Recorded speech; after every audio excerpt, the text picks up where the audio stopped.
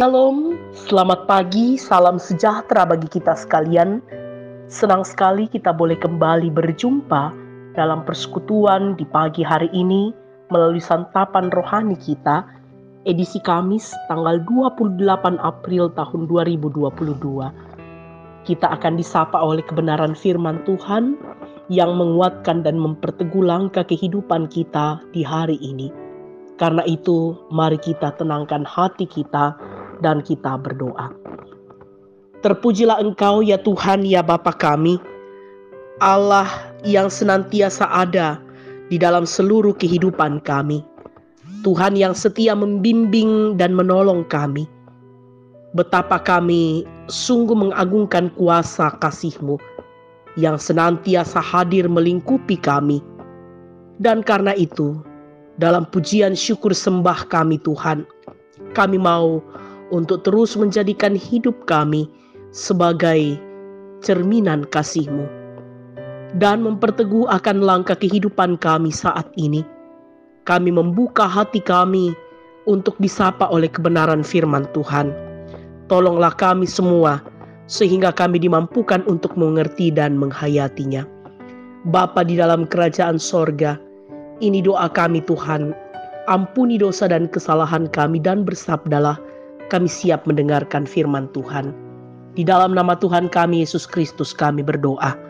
Amin.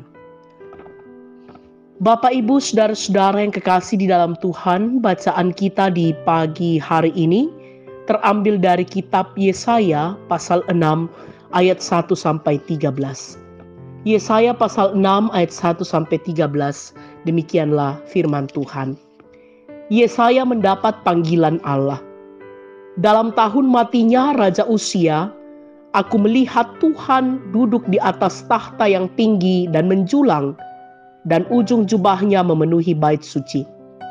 Para serafim berdiri di sebelah atasnya, masing-masing mempunyai 6 sayap. 2 sayap dipakai untuk menutupi muka mereka, 2 sayap dipakai untuk menutupi kaki mereka, dan 2 sayap dipakai untuk melayang-layang. Dan mereka berseru-seru seorang kepada seorang, katanya, Kudus, kudus, kuduslah Tuhan semesta alam, seluruh bumi penuh kemuliaannya.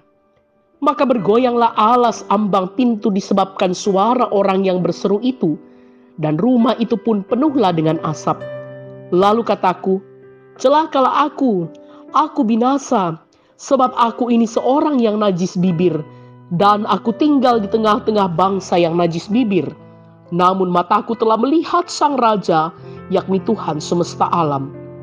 Tetapi seorang daripada serafim itu terbang mendapatkan aku. Di tangannya ada bara yang diambilnya dengan sepit dari atas mezbah. Ia menyentuhkannya kepada mulutku serta berkata, Lihat, ini telah menyentuh bibirmu. Maka kesalahanmu telah dihapus dan dosamu telah diampuni.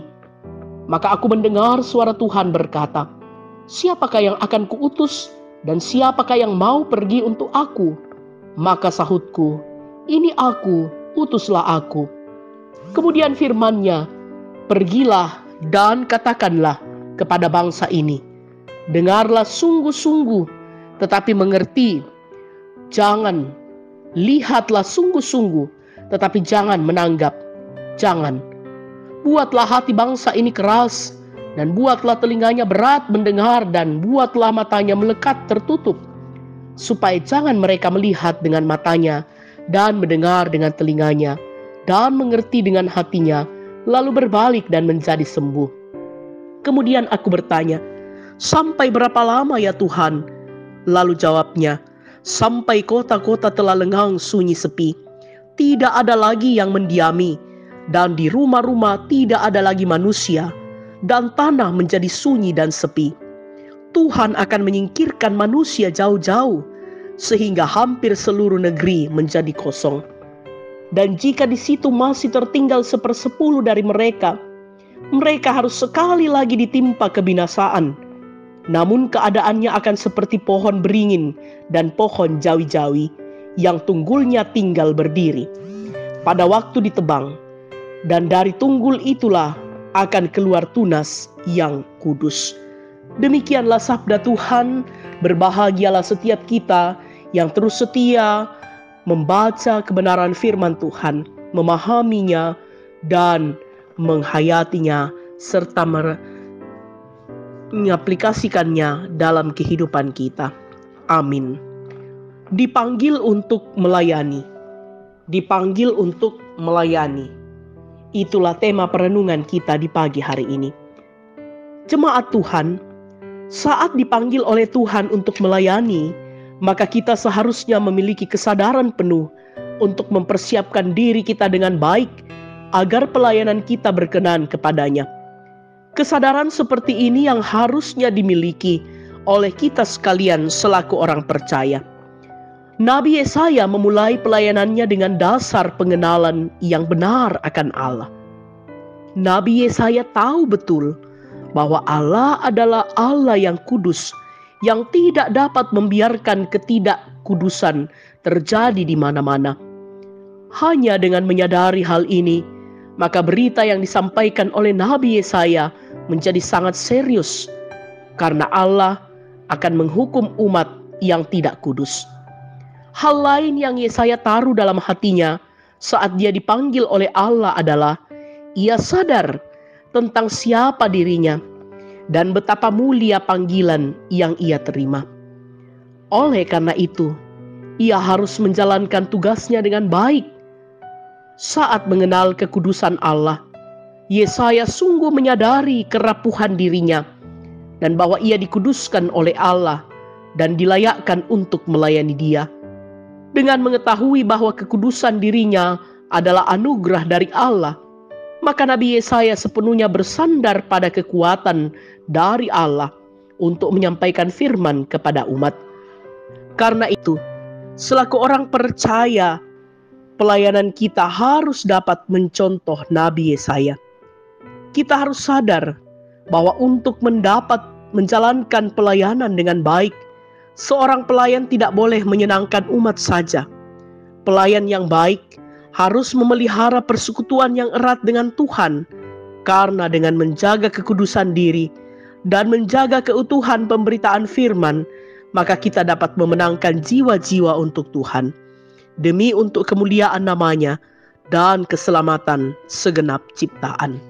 Terpujilah Kristus, haleluya, amin. Mari kita berdoa. Engkau memanggil kami sebagai saksimu, sebagai pelayanmu, untuk melayani Engkau. Engkau memanggil kami dalam sebuah keterpanggilan kami sebagai anak-anak Tuhan yang telah ditebus oleh anugerah kasih Tuhan. Dan karena itu Tuhan, kami menyadari bahwa kami sungguh rapuh dan terbatas. Dan dalam keadaan itulah, ya Allah, kami datang merendahkan diri di hadapan-Mu. Dan sungguh kami percaya bahwa Engkau yang akan memperlengkapi kami ketika kami sungguh menyadari ketidakberdayaan kami, keberdosaan kami, dan ketidaklayakan kami untuk menjadi hamba-Mu. Tolong kami, kuatkan kami, sehingga kami dimampukan untuk menjadi hamba yang setia, taat kepada Engkau, ya Tuhan, ya Allah kami. Kami berdoa bersyukur bersama dengan orang tua dan beberapa saudara-saudara kami yang menikmati pertambahan usia di hari ini, atau berkat-berkat Tuhan yang lain. Sempurnakan sukacita mereka dalam menjalani hidup ini, dan senantiasa hidup ini mereka terus persembahkan sebagai persembahan yang berkenan di hadapan hadirat-Mu. Kami berdoa Tuhan, bagi segenap anak-anak kami, cucu-cucu kami, orang tua kami yang bersama dengan kami, pun yang tidak bersama dengan kami karena tanggung jawab pekerjaan. Tuhan, Engkau mengikat kami dalam damai sejahtera-Mu. Bapa, kami berdoa Tuhan bagi segenap orang tua kami yang berada dalam usia lanjut. Tuhan, perteguhkan akan pengharapan mereka dalam menjalani hidup ini. Bapa di dalam sorga, kami juga berdoa Tuhan bagi segenap orang tua dan saudara-saudara kami yang saat ini Tuhan berada dalam kelemahan tubuh, Tuhan, kami percaya Engkau memberkati mereka, baik yang sementara berobat jalan, yang dirawat di rumah, yang dirawat di rumah sakit, yaitu Nyonya Rita Buna yang dirawat di Rumah Sakit Siloam, dan juga orang tua terkasih Bapak Martin Ruru, yang juga Bapak Markus Ruru yang saat ini dirawat di Rumah Sakit Stella Maris. Berkenanlah Engkau Tuhan memulihkan orang tua dan saudara-saudara kami ini. Bapa, berkati kehidupan kami, kehidupan hamba-hamba Tuhan yang Tuhan utus dan Tuhan pakai di dalam pelayanan di tengah-tengah jemaat-Mu. Bapa, inilah kami yang datang berdoa kepadamu. Engkau memberkati akan setiap apa yang kami lakukan hari ini. Dan kami percaya Tuhan yang akan memperlengkapi dan memampukan kami untuk menjadi saksi dan pelayan yang setia kepadamu. Ini doa kami Tuhan. Ini ucapan syukur dan pengharapan kami yang kami bawa di dalam nama Tuhan kami Yesus Kristus, yang adalah Tuhan dan Juru Selamat kami yang hidup. Amin. Demikianlah persekutuan kita di pagi hari ini. Tuhan memberkati kita sekalian. Selamat beraktivitas dan salam sehat.